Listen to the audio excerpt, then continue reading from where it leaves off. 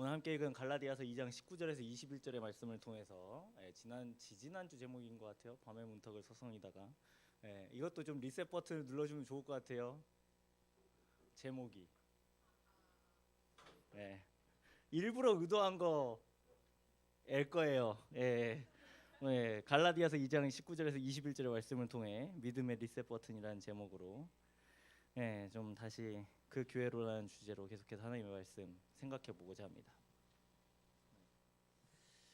여러분들은 살면서 리셋 버튼을 누르고 싶은 때가 언제였나요? 지금인가요? 표정을 보니까 지금인 것 같아요. 왜 하필 오늘 예배당을 바꿔가지고 이 아날로그식 감성 이거 뭐야 지금 방금?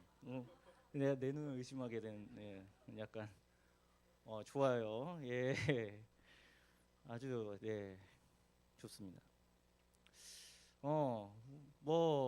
저도 잘 모르겠는데 갤럭시를 쓴지 너무 오래돼서 우리가 폰 먹통일 때 여러분은 어떻게 하세요? 폰 먹통일 때요. 새로 고침하죠 보통. 아니면 어플이 돌다가 멈춰 있으면 아마 껐다가 다시 리부트 할 겁니다. 그렇죠? 근데 그것마저도 안 되면 보통 어떻게 하죠? 거의 아마 폰을 껐다가 킬 겁니다. 아마 그러면 이제 거의 이제 되죠. 그런데 우리 마음은 좀 그런 것과는 상당히 좀 거리가 있는 것 같아요. 우리가 마음을 리셋한다고 해서 우리가 완전하게 새로운 마음을 가지는 사람은 정말 좀 드물다고 생각해 봐요. 우리가 주 6일 살면서 마치 꼭 이런 거죠. 여러 가지 우리의 인생 가운데 내 마음에 앱이 깔려 있다가 지금 이 2시 예배 딱 오면 그 옛 습관 같은 앱을 지웁니다. 하나님 앞에 결단하고 지우기로 이제 눈물 버튼 누르고 하나님 저 이제 이렇게 살겠습니다. 저 문을 나서는 순간 다시 그 앱이 깔리죠. 옛 모습과 옛 생각이 다시 작동하죠. 마치 꼭 그런 거예요. 아이폰 쓰시는 분들 알겠지만 아이클라우드에 여전히 그 앱은 남아 있는 것처럼 우리의 삶에서는 계속해서 옛 습관, 옛 생각, 옛 마음이 작동하게 되는 것을 우리가 보게 됩니다. 또 다른 예를 들어볼게요. 우리가 이런 얘기 자주 듣습니다. 진짜 잘 사는 삶은 너답게 사는 거다. 자, 그러면 여기서 한번 물어볼게요. 너답게, 그러니까 나답게 사는 걸 여러분은 뭐라고 생각하세요? 뭐라고 정의 내리세요? 우리 그럴 수 있어. 말하지 않겠어요. 괜찮아. 종빈이만 알고 있어. 그럴 수 있겠어요. 여튼 어떤 것 같아요? 여러분 나답게 산다는 말이 도대체 뭐예요, 대체? 나답게 산다. 우리가 많이 듣잖아요. 너답게 살아라. 너답게 살기 위해서 SNS를 보다가 이 사람이 간 곳에 같이 가서 그 감정을 공유하는 거 나답게 산 겁니까? 그 사람이 느끼는 감동을 나도 역시 인스타에 올리면 나답게 산 걸까요? 그 사람이 경험한 거 내 삶에 끌어와서 감정의 결을 공감하고 감동받는 것. 근데 그렇게 살다 보면 결국 나는 없어져요. 나라는 주체가 희미해지죠. 어떻게 보면 우리는 제일 어려운 주문을 들으면서 사는 사람들인 것 같아요. 나답게 산다. 도대체 어떻게 사는 건데요? 나답게 산다는 말. 어떻게 사는 게 나답게 사는 그 말 정의 아무도 못 내립니다. 그리고 우리가 아무리 나답게 산다고 해도 우리는 늘 흔들려요. 관계로부터 흔들리죠. 비교로부터 흔들리고 감정의 어려움으로부터 흔들립니다. 물론 이렇게까지 깊이 생각하지 않을 사람들도 있을 테지만 만약에 깊이 생각하고 있다고 한다면 이 설교의 제목처럼 아마 한 번쯤은 누르고 싶지 않을까요?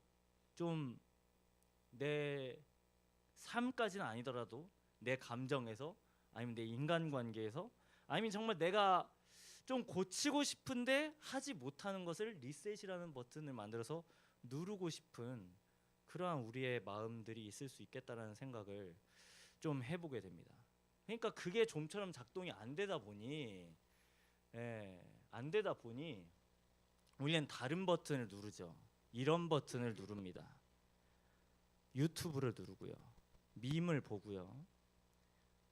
아니면 감정을 회피하던가 아니면 내가 먹을 수 있는 만큼을 넘어서서 폭식을 하던가 내 마음의 버벅임을 느끼는데 그것에 대한 리셋 버튼을 못 누르니까 다른 것을 찾아서 누르기 시작합니다.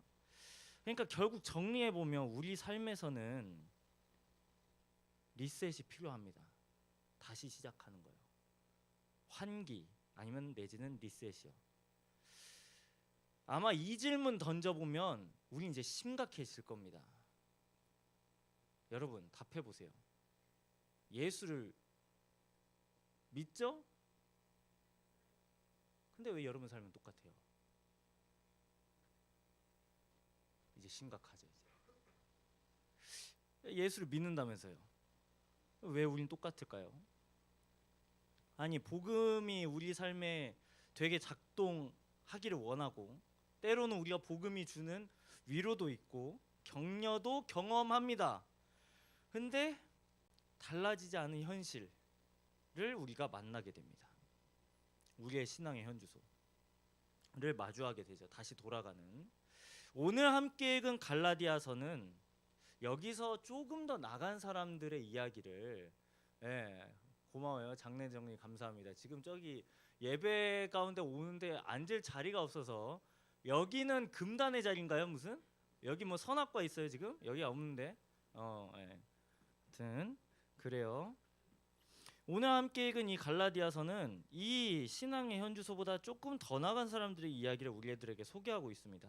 이 교회에서 그러니까 갈라디아 교회의 가장 큰 특징은 유대인과 이방인들이 같이 공존했다는 거예요. 유대인과 이방인. 이 말은 전혀 다른 생각을 갖고 있는 사람.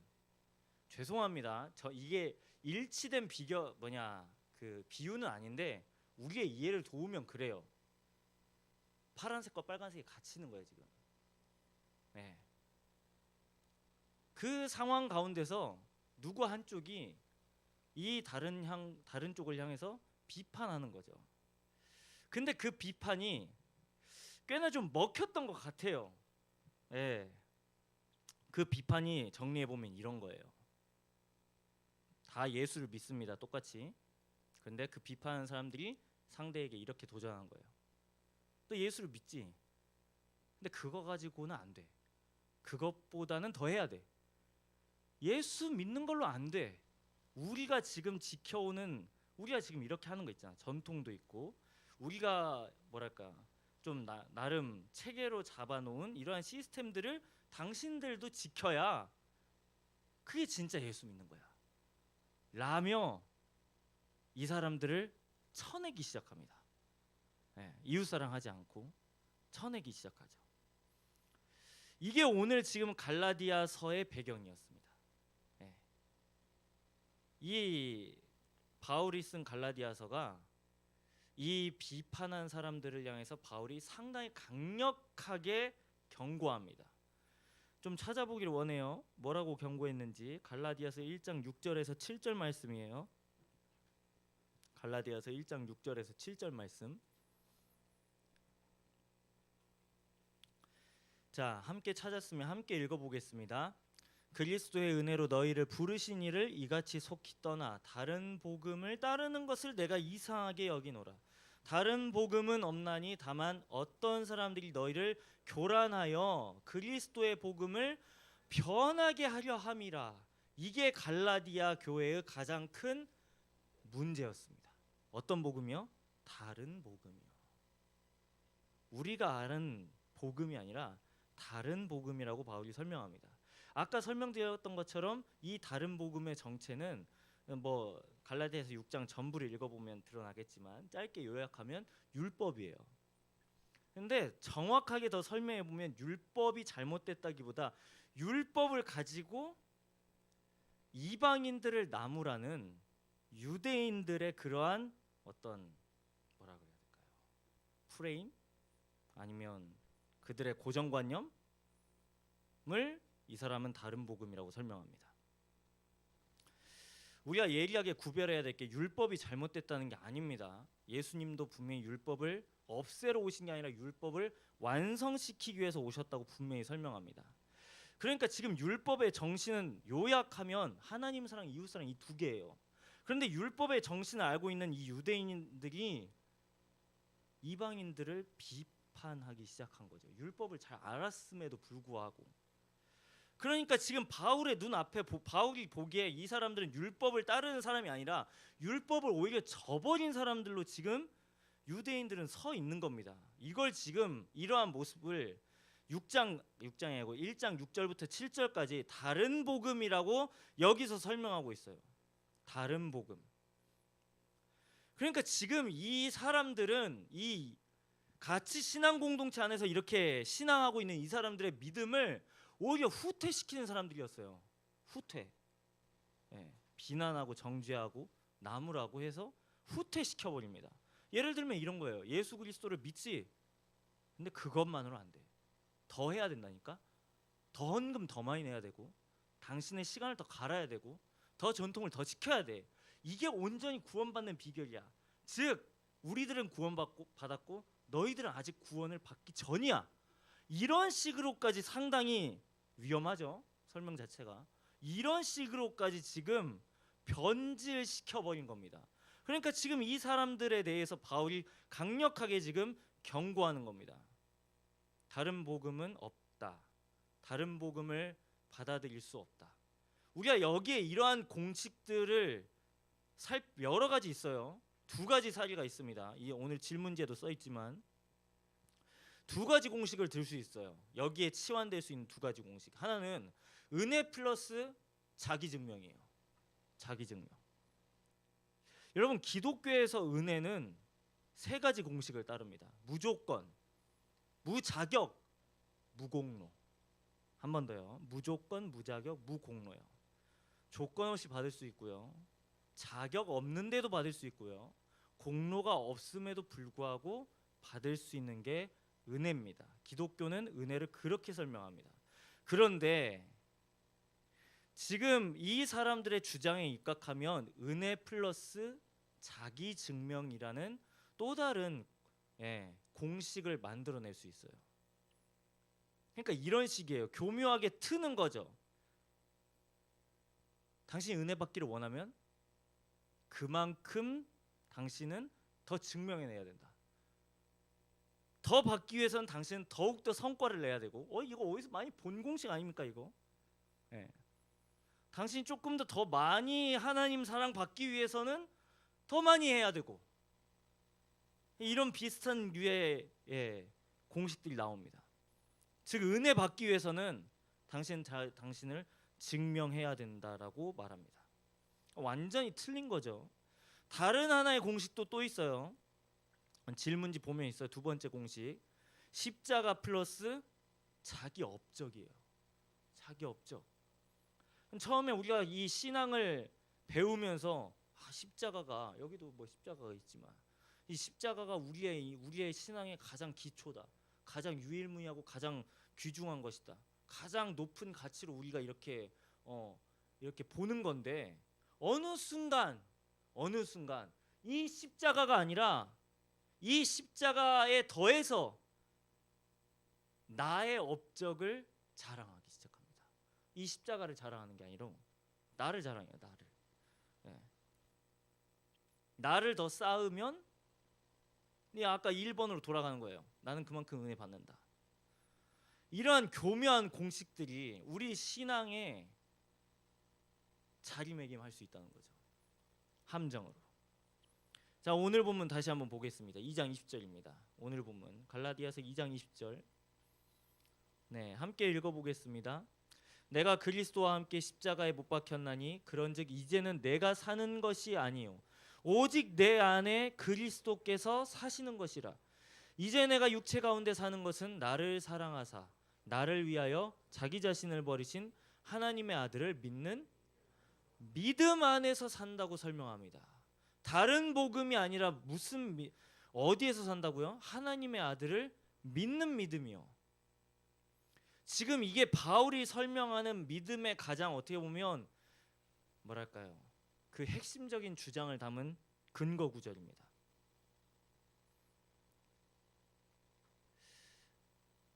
이걸 우리 가운데 적용해 보면 이럴 수 있어요. 아까 제가 이 심각한 질문을 던졌나요? 예수를 믿어도 아무것도 바뀌지 않았다고 생각하는 우리한테, 아니면 복음이라는 이 교훈을 들었을 때 그냥 단순히 위로받고 격려받고 딱 이 2시 예배 때 한번 좀 감정이 고무되고 또 나가는 우리에게 이 갈라디아서 2장 20절은 우리의 믿음을 그리고 우리의 소망을 다시금 어디에 두어야 하는지 분명하게 주장하고 있습니다.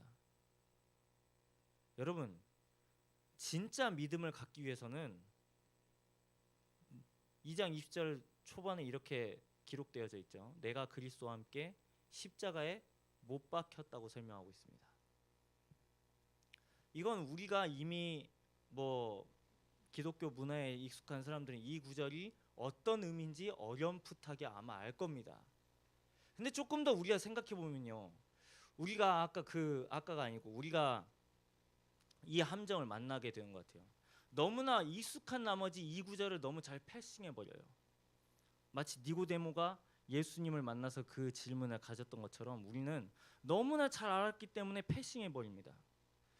우리의 믿음의 가장 중요한 지점을 만나야 되기 위해서는 내가 십자가에 못 박혔다라는 사실을 인정하는 것부터 시작입니다. 다른 말로 표현해 보면 나답게 살기 위해서 더 해야 하는 것, 증명해야 하는 것, 비교를 하기도 하고 아니면 당하기도 하는 것, 아니면 죄책감이 작동하는 우리한테 가장 분명한 사실을 알려주는 이 한 가지는 뭐냐면 바로 예수 그리스도께서 우리를 위해서 행하신 일을 보는 거예요. 보는 거예요. 아까 사랑한다 말하신 그 구절이 그 찬양의 가사가 그걸 증언하고 있잖아요. 네. 우리는 늘 이제 어느 순간 이제 삶을 살아오면서 이거에 익숙합니다. 부모님께 사랑받는 것도 무조건적인 것도 맞지만 우리도 그렇게 길들여져 왔죠. 조건적인 사랑으로. 조건적으로 우리는 평가받고 있죠.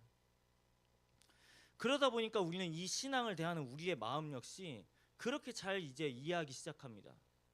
더 증명해야 하고 하나님 앞에서 증명해야 되고 왠지 하나님 앞에 서면 마치 내가 주 6일 동안 잘못 산 것들이 너무나 드러나니까 너무나 부담스러운, 반은 맞고 반은 틀립니다. 하나님의 마음을 알기 위해서라면 오히려 이런 우리의 6일의 실패를 위해서 십자가를 지셨다는 사실을 우리는 기억해야 합니다. 오늘 부제가 질문지에 적혀져 있어요. Free나 Fine이라고. Free나 Fine. 네, 직역이 아니라 의역해 보면 이런 겁니다. Fine은 좋다, 온전하다잖아요. Free는 자유롭다고. 우리가 완벽해서 괜찮은 사람이 아니고요. 여러분, 우리는 용납받은 사람이라는 걸 기억해야 합니다. 용납받았다. 성경에 보면 하나님께서 오래 참으신 이야기를 되게 많이 서술해 놓고 있습니다. 오래 참으심에 대한 이야기. 네, 오래 참으심. 여러분들은 여러분들과 관계 맺고 있는 사람들을 얼마나 참으세요? 저는 잘 못 참아요, 솔직히. 서아 서린이가 한번 잘못하면 바로 그냥 되게 혼나거든요. 저의 연약함을 많이 마주합니다. 그러면서 한편으로 생각해봐요. 아, 하나님이 참 나를 많이 참으신다. 하나님이 참 나를 많이 용납하신다. 여러분 저를 어떻게 평가하시는지 모르겠지만 제가 솔직히 하나님 앞에서 저는 잘 살았다고 생각하지 않습니다. 온전하다 깨끗한 사람도 아니고요. 근데 하나님께서 가장 저에게 그나마 좀 하나님의 마음으로 생각해 봤을 때 제가 저 자신을 평가해 봤을 때 가장 하나님께서 좀 보셨을 때가 그럼에도 불구하고 자꾸 하나님의 사랑을 의지하고자 하는 그 마음을 갖고 있다는 걸 되게 하나님이 기뻐하시겠구나 라는 걸 생각해 봅니다.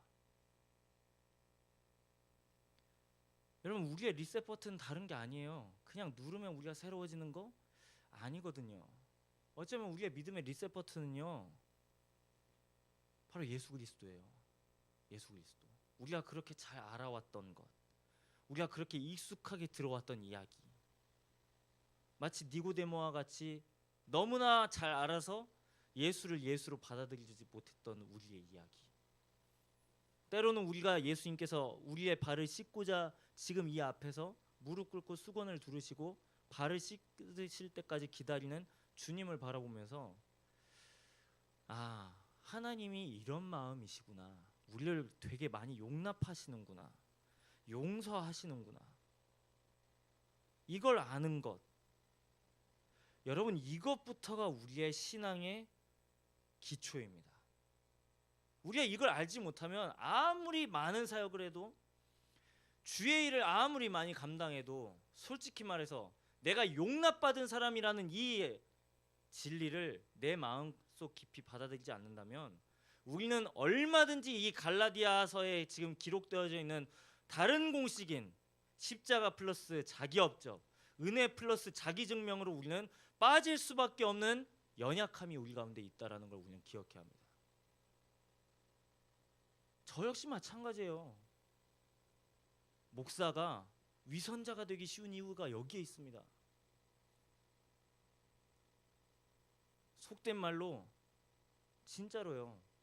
일주일에 이 성경 안 보고 하나님 말씀 전할 수도 있어요. 이건 되게 위험한 거 아니에요? 주 6일 동안 기도하지 않고 이 강단에 오를 수도 있어요. 얼마나 이건 위험한 일입니까? 지금 그러니까 우리가 얼마나 이 두 가지 공식 앞에서 제 스스로를 점검해 보면 그런 거예요. 아, 내가 져야 할 건 나의 업적, 나라는 이름이 아니고 이걸 져야 하는 거고요.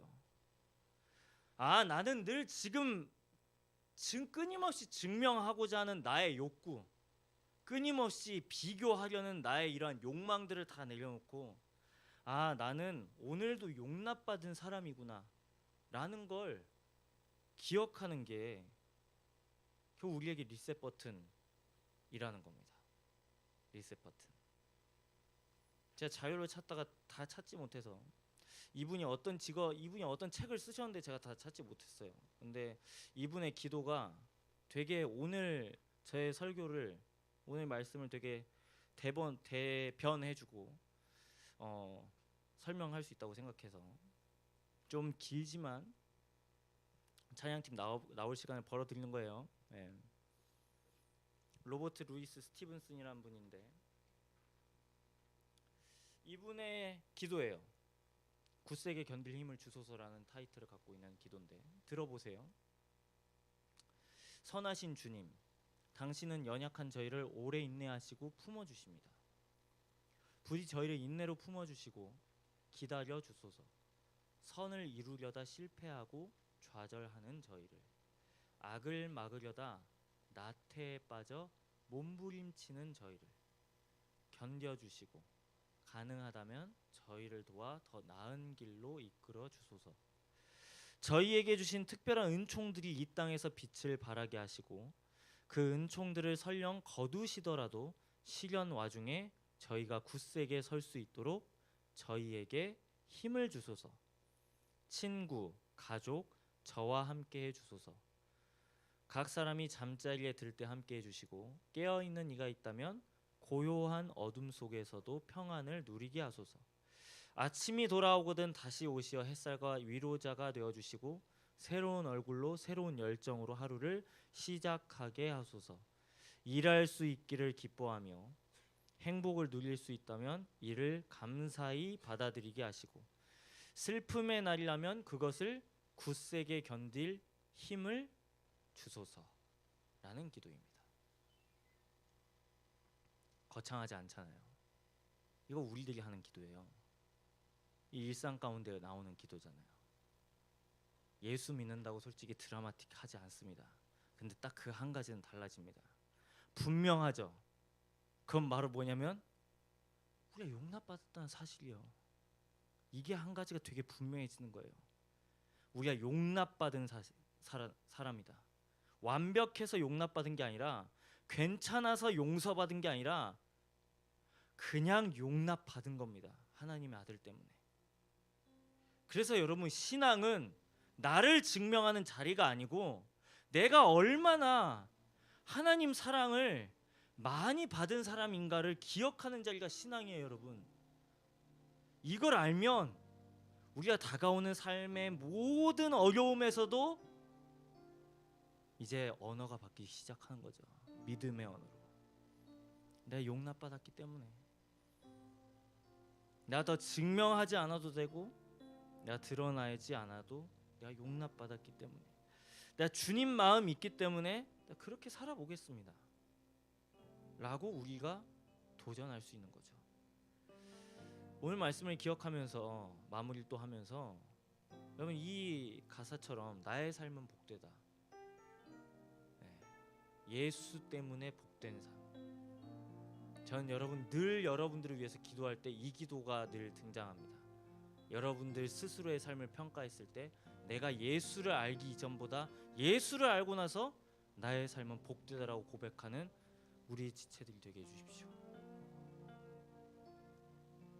우리가 정말 이 가사처럼 삶을 사는 것, 그걸 복되다라고 말할 수 있는 삶, 우리가 그러기를 소망하는 마음으로 이 시간 다 함께 나의 삶은 복되다 같이 찬송 부르고 기도의 자리로 나아가도록